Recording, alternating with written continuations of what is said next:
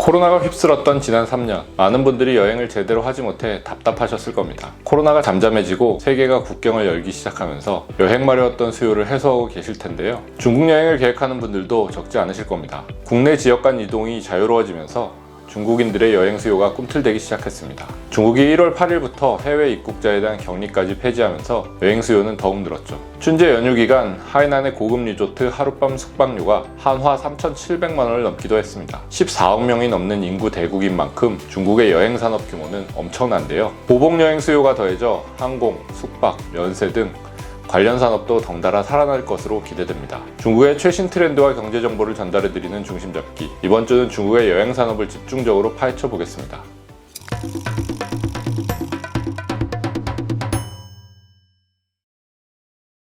따자하오, 안녕하세요. 서울경제 베이징 특파원 김광수입니다. 중국이 입국자 격리를 없애면서 중국 여행이 언제쯤 가능하냐는 질문을 많이 받았습니다. 중국은 한국인이 일본에 이어 가장 많이 찾는 해외여행 국가입니다. 그러나 중국이 관광비자를 발급하기까지는 시간이 좀 필요해 보입니다. 중국은 한국, 일본을 상대로 최근 일부 비자 발급을 중단했습니다. 10일 한국인 대상 상용비자, 방문비자, 가족 동반 단기비자 등 단기비자 발급을 중단한다고 밝혔고요. 바로 다음날 도착비자 발급과 무비자 경유 제도까지 중단한다고 했습니다. 한국이 중국발 입국자를 대상으로 규제를 강화한 것에 대한 보복성 조치입니다. 한국이 먼저 입국자 규제를 풀어야 한다는 입장인 만큼 2020년 3월 28일 이후 중단되고 있는 관광비자 발급은 양국 상황을 좀 더 지켜봐야 할 것으로 보입니다. 중국은 갖고 있는 여행 자원에 비해 이를 산업화하는 데 더딘 편입니다. 무비자 여행은 거의 불가능합니다. 사전에 비자를 받지 않고 여권만으로 입국할 수 있는 글로벌 여권 순위에서 중국은 80개국만 가능해 공동 112위에 그쳤습니다.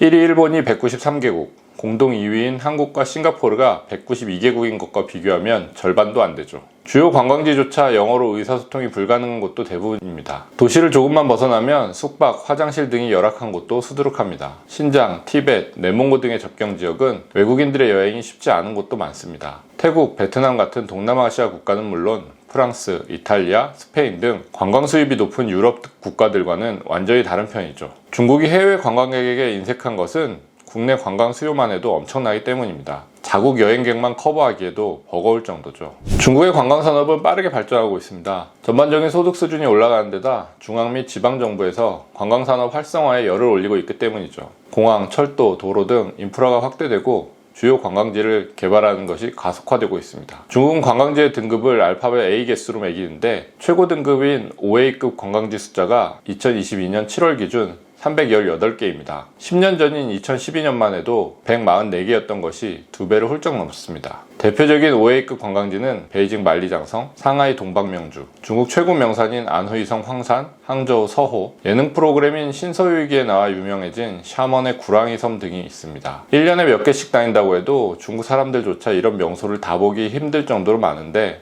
중국은 이런 관광지를 계속 늘리고 있죠. 중국은 휴일을 묻고 대체근무일을 지정하는 방식으로 여행을 가기 쉽게 만드는 편입니다. 대표적으로 1월 춘절 연휴에 일주일 정도 쉬는데요. 벌써부터 전국 주요 여행지로 향하는 항공편 가격과 호텔 숙박비가 크게 올랐습니다. 우리나라에 비해 공휴일 숫자는 적지만 최소 사나흘에서 길게는 열흘 가까이 쉬기 때문에 중국은 국내 여행 수요가 많을 수밖에 없습니다. 중국의 연간 국내 총 관광객은 2010년부터 코로나19 전인 2019년까지 꾸준히 증가했습니다. 2010년만 해도 21억 300만 명이던 관광객 수는 2019년 3배에 육박한 60억 600만 명을 기록했습니다. 코로나가 터지고 2020년 28억 7,900만 명으로 반토막이 났다가 이듬해 12.75% 증가한 32억 4,600만 명으로 늘었습니다. 작년에는 6월까지 14억 5,500만 명을 기록했습니다. 관광 지출도 따라서 늘고 있습니다. 중국인이 관광으로 지출한 금액은 2010년 1조 2,579억 위안에서 2019년 5조 7,250억 위안으로 급증했습니다. 관광객 수에 비해 지출 규모 증가 속도가 더 빠릅니다. 2020년 2조 2,286억 위안으로 줄었던 관광 지출 규모는 2021년 2조 9,200억 위안으로 전년 대비 31.02% 증가했습니다. 연간 1인당 관광 지출로 따지면 2019년 953위안을 썼습니다. 우리 돈 17만 5천원 정도지만 대도시 월 최저임금이 2,500위안 수준인 것을 감안하면 적지 않은 규모입니다. 관광산업의 발전에 따라 연관산업도 빠르게 성장하고 있습니다. 중국 국내 여행사는 2015년 27,621개에서 2021년 42,432개까지 늘어났습니다. 온라인 여행 시장 규모도 성장세가 가파릅니다. 특히 온라인 여행사인 OTA 플랫폼이 빠르게 성장하고 있습니다. 중국 정부가 소비 확대를 위해 여행 산업을 지원하고 OTA 플랫폼에 투자금이 몰리며 대형화돼 서비스 수준이 높아졌습니다. 대표적인 중국 OTA 플랫폼으로는 C트립으로 알려진 C해청이 있습니다. C해청은 3억 명 이상의 회원을 보유한 전 세계 2위 온라인 여행사입니다. C해청은 2016년 세계 최대 항공 검색 사이트인 스카이스캐너를 약 2조 원에 인수했습니다. 나스닥에도 상장돼 있습니다. C해청이 최대 주주인 취날과 알리바바 계열의 페이주가 중국 온라인 여행 플랫폼 2, 3위 업체입니다. 중국 OTA 플랫폼 업계는 인수합병을 통해 대형화된 뒤 온라인과 오프라인 업체가 결합해 시너지를 강화하는 추세입니다. 최근에는 빅데이터와 인공지능 등 4차 산업혁명 기술이 더해져 기술 혁신이 이루어지고 있습니다. 소득 수준이 올라감에 따라 국내 관광에선 최근 차량 여행이 늘어나고 있습니다. 그에 따라 차량 렌트에도 관심이 늘어나고 있는데요. 중국은 전국 곳곳으로 고속철도망이 잘 깔려 있고 도가 넓기 때문에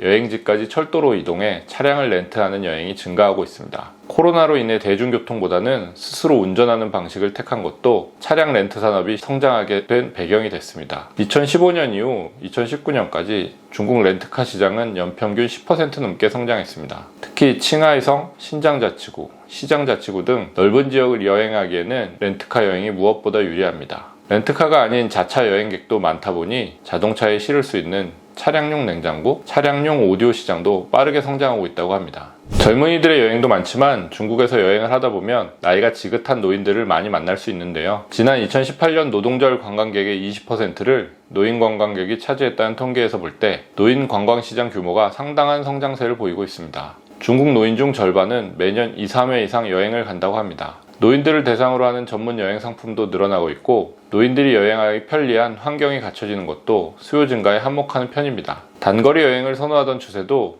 점차 장거리 여행이나 해외여행으로 발전하는 편입니다. 여행에 쓰는 비용은 젊은 층에 비해 오히려 많다고 합니다. 저축해놓은 예금에 연금, 자녀들의 용돈을 더해 여행 비용으로 쓰다 보니 그렇다고 합니다. 고령화 속도가 빨라지고 평균 수명도 늘어나는 만큼 중국 여행업계의 노인 대상 상품은 점차 다양화, 고급화될 것으로 보입니다. 반중 감정이 크긴 하지만 여행지로 중국에 대한 매력은 큰 편입니다. 하루빨리 관광비자도 재개돼 한국인의 중국 여행이 자유로워지길 바랍니다. 중국의 여행 산업에 대해 알아본 이번 주 중심 잡기는 여기까지입니다. 다음 주에 다시 찾아뵙겠습니다. 시아쪼 찌엔